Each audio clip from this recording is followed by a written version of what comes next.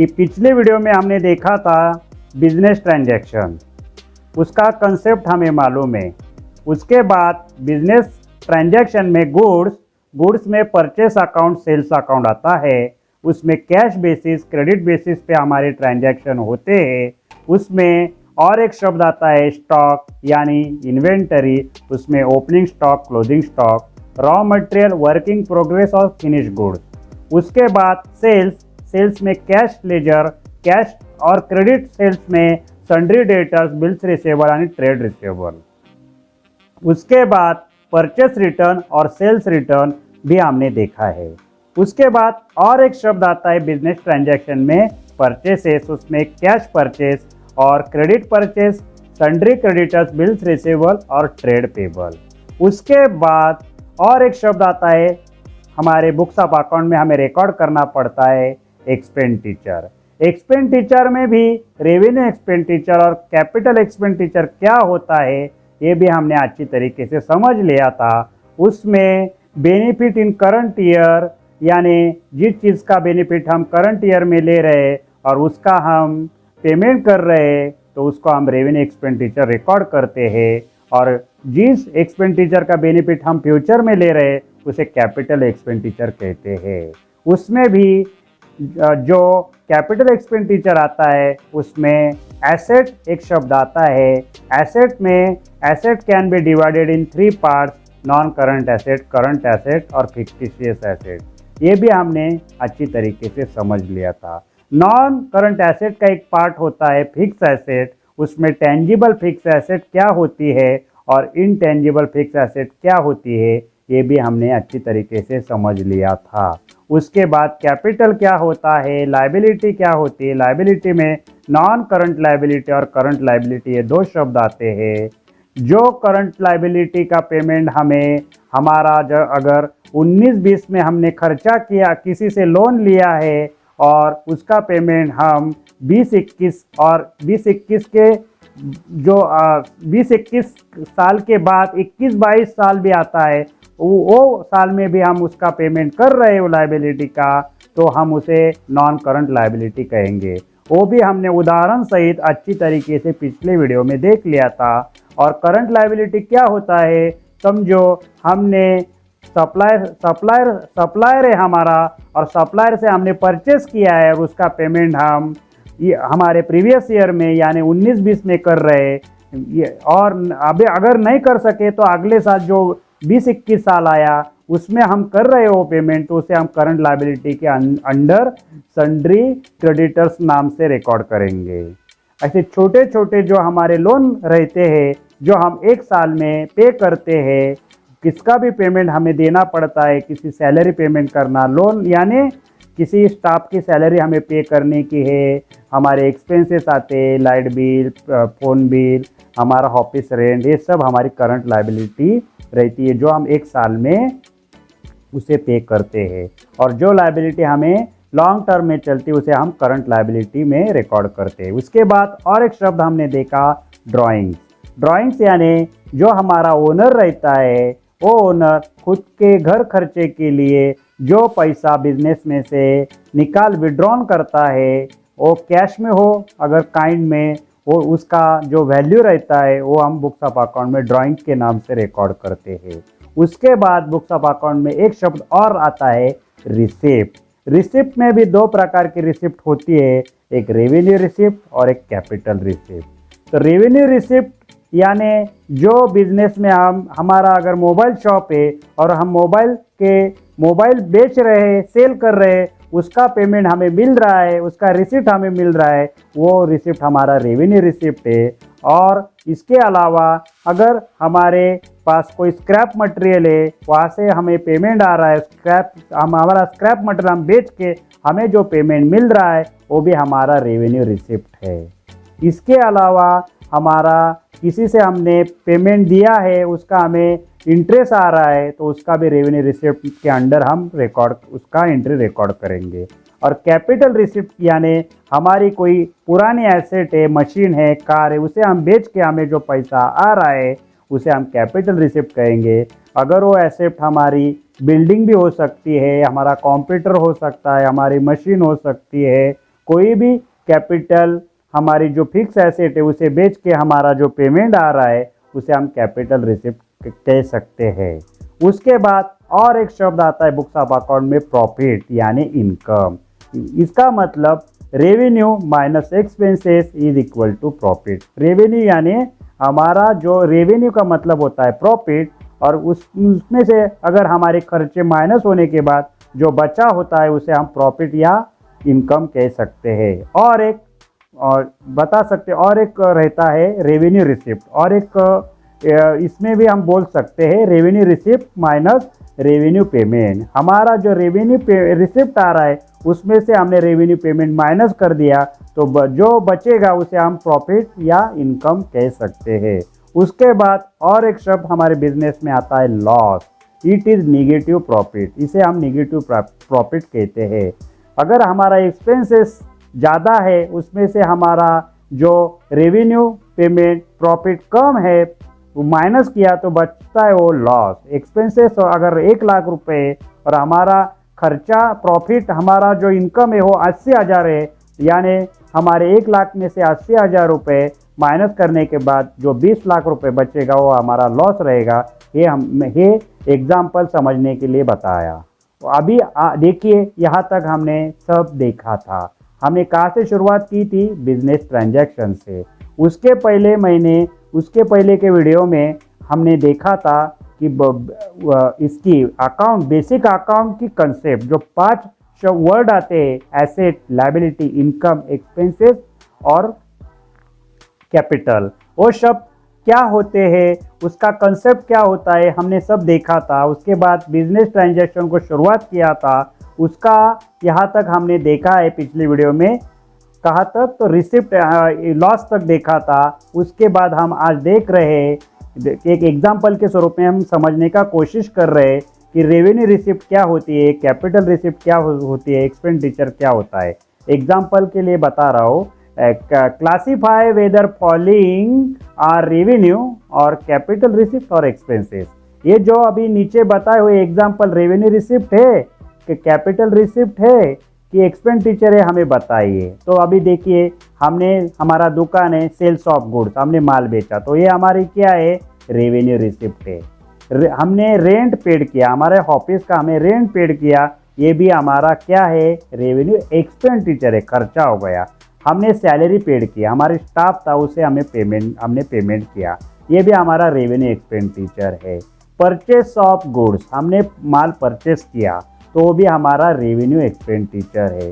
Purchase of machine, अभी machine purchase किया, तो ये लॉन्ग टर्म का खर्चा है हमारा, तो ये कैपिटल एक्सपेंडिचर है। उसके बाद आता है परचेस ऑफ बिल्डिंग को हमने परचेस किया, ये भी कैपिटल एक्सपेंडिचर है। उसके बाद purchase of furniture on credit पे करो या कैश से करो तो उसका कोई मतलब नहीं, पर परचेस ऑफ फर्नीचर हमने किया है क्रेडिट पे, उसका तो पेमेंट हमें देना ही है, पर हमारे पास फर्नीचर आ गया है तो हमें वो खर्चा हो गया, हमें दिखाना पड़ेगा, तो वो हमारा कैपिटल एक्सपेंडिचर है। सेल ऑफ मशीन, हमने हमारी पुरानी मशीन को बेच दिया, तो ये हमारी कैपिटल रिसिप्ट है। सेल ऑफ बिल्डिंग, हमने बिल्डिंग को बेचा, तो ये हमारी कैपिटल रिसिप्ट है। Loan taken from bank, long term हमने लोन लिया मॉर्गेज करके, तो हमारा ये कैपिटल रिसिप्ट है। हमारे पास कैपिटल एसेट परचेस करने के लिए हमने लोन लिया, ये हमारी कैपिटल रिसिप्ट है। सेल ऑफ स्क्रैप, हमने स्क्रैप बेचा, हमारे दुकान में बहुत सारे कार्टून बॉक्सेस पड़े हुए थे, हमने सब बेच दिए, तो ये हमारी रेवेन्यू रिसिप्ट है। नंतर कमीशन रिसीव्ड, हमने काम किया तो हमारे बिजनेस में हमें कमीशन मिल रहा है, तो वो हमारी रेवेन्यू रिसिप्ट। हमने फीस लिया, फीस रिसीव्ड मिला हमें एजुकेशन है हमारी फर्म, हमने फीस लिया, हमारे जो बच्चे स्टूडेंट वहाँ उनसे हमने एडमिट करके उनसे फ़ी लिया, तो ये हमारी रेवेन्यू रिसिप्ट है। एग्जाम्पल समझने के लिए बता रहा हूँ, एग्जाम्पल क्या हमें आइडिया आ जाएगा रेवेन्यू रिसिप्ट किसे कहते हैं, कैपिटल रिसिप्ट किसे कहते हैं, एक्सपेंडिचर किसे कहते हैं। चलो आगे जाके देखते हैं। और discount, when customer are allowed concession rebate in the price of goods or service or from amount payable, जो रकम लेनी है उस रकम पे छूट देना, इट इज कॉल्ड डिस्काउंट। अभी देखिए हमारे बिजनेस में और एक शब्द आता है, कौन सा? डिस्काउंट। डिस्काउंट का मतलब क्या है? जब when customer are allowed, customer को हम कंसेशन देते हैं, रिबेट देते हैं, प्राइस के जो हमारा गुड्स की प्राइस रहती है उसके ऊपर, यानी किसी सर्विस पे देते हैं, तो वो अमाउंट हमारी पेबल है, तो फ्रॉम पेबल रहती है, इट इज कॉल्ड डिस्काउंट, उसे हम डिस्काउंट कहेंगे। देखिए ये समझने के लिए हम देखते हैं डिस्काउंट दो प्रकार के होते हैं। डिस्काउंट का मतलब हम किसी दुकानदार के पास गए और उन्होंने हमें डिस्काउंट दिया, तो हमारी जो प्राइस है उसमें हमें डिस्काउंट मिला, तो उसे हम क्या कहेंगे? प्राइस, जो हमारी प्राइस है समझो 1000 रुपये, और हमने उससे 800 रुपये में परचेस किया, तो ये हमारा डिस्काउंट है। 200 रुपये हमें कम देना पड़ा, तो ये हमें डिस्काउंट मिला। पर डिस्काउंट दो प्रकार के होते हैं। हमारे बुक्स ऑफ अकाउंट में हम एंट्री करते हैं ना, तो उसमें डिस्काउंट दो प्रकार के होते हैं। There are 2 types of discount. 2 types के डिस्काउंट होते हैं, ट्रेड डिस्काउंट और कैश डिस्काउंट। ये क्या होते हैं ये भी अच्छी तरीके से हम समझ लेते हैं। There are 2 types of discount, trade discount और कैश डिस्काउंट। अभी ट्रेड डिस्काउंट क्या होता है? It is concession, rebate allowed by the seller. दुकानदार ने दी हुई छूट on the basis of either quantity. हमने अगर ज़्यादा क्वांटिटी परचेस की तो उसके ऊपर दुकानदार, सेलर हमें डिस्काउंट दे रहा है। और वैल्यू ऑफ सेल, जो भी चीज़ है हम परचेस कर रहे, जो भी वस्तु हम दुकानदार से परचेस कर रहे हैं, उसके ऊपर अगर हमने ज़्यादा यूनिट परचेस किए, ज़्यादा नग हमने परचेस किए, तो उसके ऊपर दुकानदार हमें क्या देता है? डिस्काउंट देता है। इट इज कंसेशन देता है, रिबेट देता है, छूट देता है। It is concession rebate allowed by the seller on the basis of either quantity or value of sale. Sales are recorded in account at the net price. यानी जो भी डिस्काउंट हमें मिला है, तो वो डिस्काउंट का कोई मतलब नहीं बुक्स ऑफ अकाउंट में। जो कीमत हमने ट्रेडर को, दुकानदार को पे की, वही अमाउंट को हम नेट सेल प्राइस कहते हैं। एग्जाम्पल के लिए, अगर gross sale price minus trade discount, 1000 रुपये का हम प्राइस है वस्तु की, और 200 रुपये डिस्काउंट मिला है, ट्रेड डिस्काउंट, तो 800 रुपये हमारी नेट सेल प्राइस है। Similarly purchases are recorded at net purchase price. Similarly purchase are recorded at net purchase price. देखिए नेट परचेस प्राइस का ही बुक्स ऑफ अकाउंट में रिकॉर्ड होता है, ट्रेड डिस्काउंट का रिकॉर्ड होता नहीं। Gross purchase price minus trade discount, in other word trade discount is not recorded in books of account at all. Trade discount books of account में record किया जाता नहीं। यानी इस ट्रेड डिस्काउंट, देखिए हम डिस्काउंट शब्द आज समझ रहे हैं। डिस्काउंट शब्द में 2 प्रकार के डिस्काउंट आते हैं, एक आता है ट्रेड डिस्काउंट और दूसरा आता है कैश डिस्काउंट।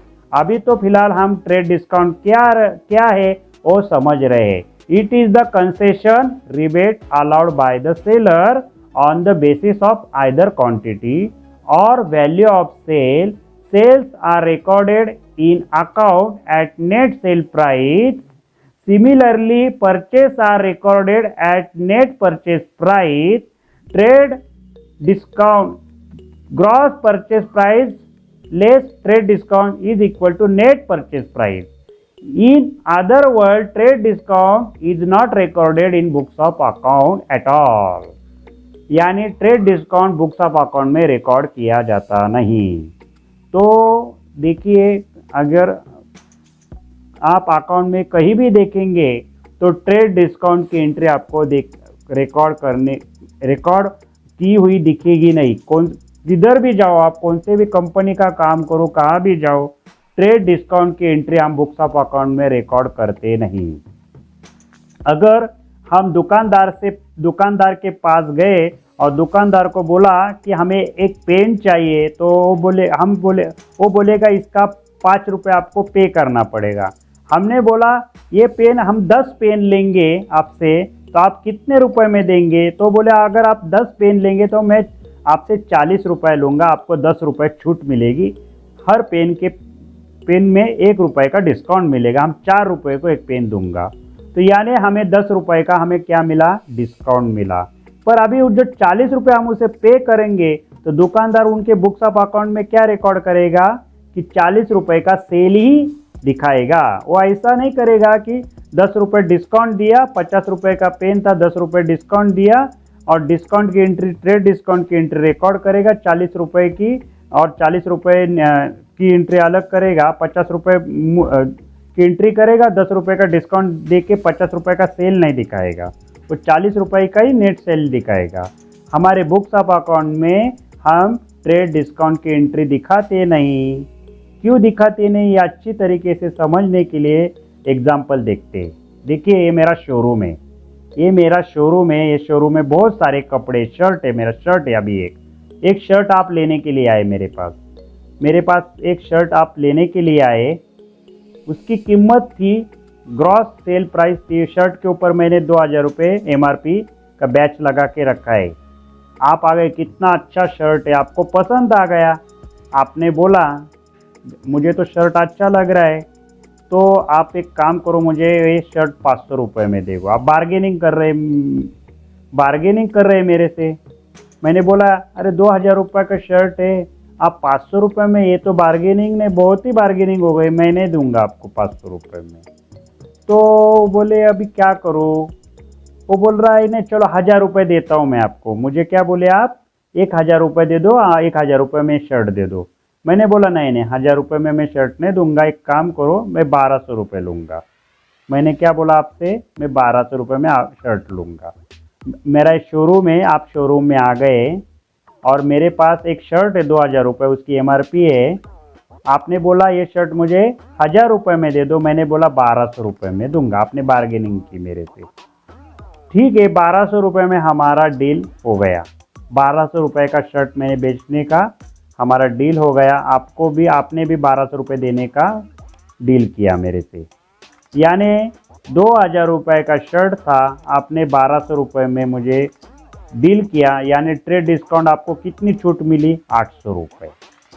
2000 रुपये का शर्ट था, 1200 रुपये ने आपने परचेस किया, यानी 800 रुपये अपना क्या हो गया? Trade discount. अभी देखिए, नेट सेल प्राइस 1200 रुपये is recorded in books of account. Books of account में मैं क्या करूँगा? 1200 रुपये का ही सेल की एंट्री करूँगा। Gross sale price 2000 and trade discount 800 रुपये are not recorded in the books of account. आपको अभी क्लियर हो गया होगा। मैंने जो अभी कंसेप्ट बताने की थी आपको, इसकी डेफिनेशन, तो आपको आइडिया आ गया होगा कि ट्रेड डिस्काउंट किसे कहते हैं। ये ट्रेड डिस्काउंट है 800 रुपये। अगर बार्गेनिंग करके हम मार्केट में से कोई भी परचेस करेंगे तो जो बार्गेनिंग का डिस्काउंट हमें मिलेगा उसे हम ट्रेड डिस्काउंट कहते हैं। वो trade discount books of account में किधर भी रिकॉर्ड नहीं होगा। कोई भी कहाँ भी देखिए, कहाँ भी आपको एंट्री मिलेगी नहीं ट्रेड डिस्काउंट की। यानी मैं अपने बुक्स ऑफ अकाउंट में 1200 रुपये का ही एंट्री रिकॉर्ड करूँगा, और अगर आपका भी आप रीसेल करने वाली है वो चीज़, तो आप भी 1200 रुपये का ही परचेज दिखाएंगे। इतना तो आइडिया आ गया ट्रेड डिस्काउंट किसे कहते हैं। अभी कैश डिस्काउंट क्या होता है ये भी अच्छी तरीके से समझ लेते हैं। Cash discount, it is concession, ये भी कंसेशन है, रिबेट है, allowed to customer for making timely payment और अर्ली पेमेंट। आपने मुझे टाइम पे पेमेंट किया, जल्दी पेमेंट किया, तो मैं आपको कैश डिस्काउंट दूंगा, रिबेट दूंगा, छूट दूंगा, कंसेशन दूंगा। उसे हम कैश डिस्काउंट कहते हैं। आपने मुझे टाइम पे पेमेंट किया, जल्दी पेमेंट किया, तो मैं आपको डिस्काउंट दूंगा, उसे हम कैश डिस्काउंट कहेंगे। तो देखिए अभी कैश डिस्काउंट किसे कहेंगे।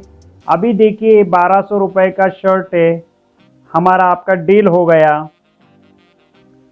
मैंने बोला चलो भाई दे दो मेरे 1200 रुपये। आप बोल रहे हैं मेरे से कि अभी तो मेरे पास इतना पेमेंट नहीं है, मैं एक काम करता हूँ, ये आप एक काम करो, ये 800 रुपये रखो और बाकी के जो 400 रुपये है ना वो मैं बाद में ला के देता हूँ।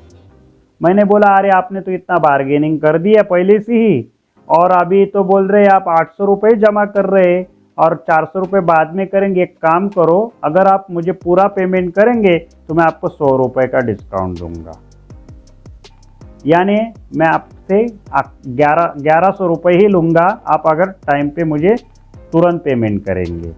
तो मैंने बोला ठीक है। आपने बोला ठीक है, आपने मुझे 1100 रुपये दिए, यानी मैंने आपको कितना डिस्काउंट दिया अभी कैश पेमेंट का, हमारा ट्रांजेक्शन होने के लिए 100 रुपये का, उसे कहेंगे हम कैश डिस्काउंट। और एक एग्जांपल समझने के लिए बताता हूँ। मेरा जो शोरूम है और शोरूम में से मैंने ऑलरेडी शर्ट बेचा है आपको, और आपने मुझे पेमेंट ही नहीं किया 1200 रुपये। मैं आपको बोलूँगा भाई आप 5 दिन में अगर मुझे पेमेंट करेंगे तो मैं आपको 100 रुपये का डिस्काउंट दूंगा।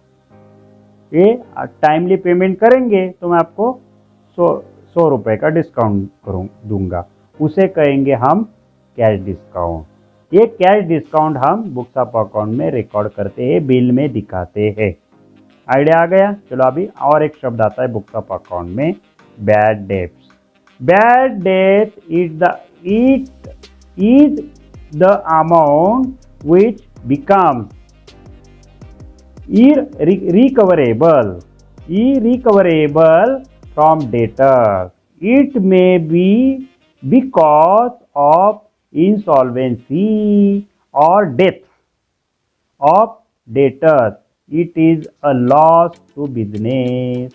यानी बैड डेट क्या कहते हैं कि जो हमारा पेमेंट, अगर हमने किसी कस्टमर को माल बेचा है और वो पेमेंट हमारा नहीं मिल रहा है, क्योंकि वो जो हमारा जिस पार्टी को हमने माल बेचा है वो अभी क्या हो गया है, दिवालखोर हो गया है, उसकी पोजीशन है अभी पेमेंट करने की, और अगर वो मर गया, मृत्यु हो गया उसका, तो भी आप वो पेमेंट नहीं कर रहा है, तो उसे हम लॉस कहेंगे, और वो लॉस का शब्द हम बैड डेट नाम से बुक्स ऑफ अकाउंट में रिकॉर्ड करेंगे।